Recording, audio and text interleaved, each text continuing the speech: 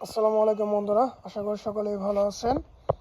তো আপনাদেরকে চীন হাঁস নিয়ে কিছু কথা বলবো, যে কথাগুলো শুনলে মধ্যে আপনারা অবশ্যই বুঝতে পারবেন যে চীন হাঁস পালন কতটা লাভজনক।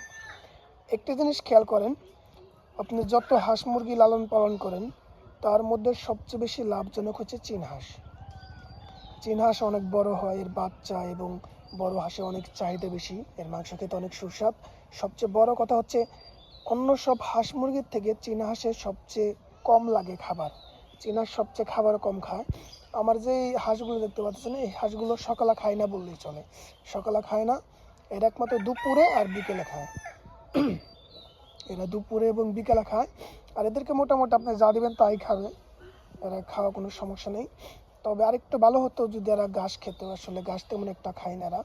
আর এমনিতেই খাবারকে আপনি ধান ভাত কুড়া ভুসি যাই দেন তাই খাবে, এদের খাওয়ানোর কোনো সমস্যা নেই।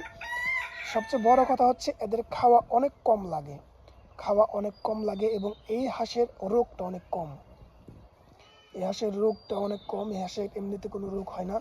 আর সবচেয়ে বড় কথা, আপনি যদি চান চীন হাঁস পানি ছাড়া লালন পালন করতে পারবেন। চীন হাঁস পানি ছাড়াও লালন পালন করা যায়। চীন হাঁসের জন্য পানি খুব একটা লাগে না, আপনি যদি মাসে 1-2 বার পানিতে দেন তাহলেও চলবে, আবার পানিতে না দিলেও সমস্যা নেই। তবে চাইলে আপনি বালতিতে বা অন্য কিছু পানিতেও ওদেরকে গোসল করাতে পারবেন।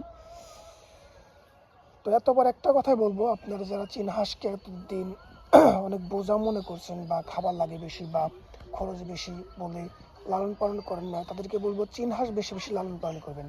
আমি পড়াশোনার পাশাপাশি অনেক মুরগি লালন পালন করি, চীন হাঁসের রাজহাঁস এবং কি বাগান করি। তো পাশাপাশি চীন হাঁস লালন পালন করে যা দেখলাম যে আসলে চীন হাঁস অনেক লাভজনক। এরা বাচ্চা এমনি সাধারণ হাঁসের মতোই, এরা বাচ্চা নিজেরাই তোলে। তো সব দিকে এরা নিজেরাই বাচ্চা মানুষ করতে পারে, সব দিকে চীন হাঁসের সুযোগ সুবিধা অনেক বেশি। তো আপনারা চাইলে চীন হাঁস খুব সহজে লালন পালন করতে পারেন, কোনো ঝামেলা ছাড়া সুস্থ সুন্দরভাবে লালন পালন করতে পারবেন। এতক্ষণ যা বললাম আশা করি বুঝতে পেরেছেন। ভিডিওটি ভালো লাগলে অবশ্যই একটা লাইক দেবেন, অবশ্যই চ্যানেলটিকে সাবস্ক্রাইব করে রাখবেন, আর ফেসবুক থেকে দেখে থাকলে অবশ্যই ফেসবুক পেজটিকে ফলো করে রাখবেন।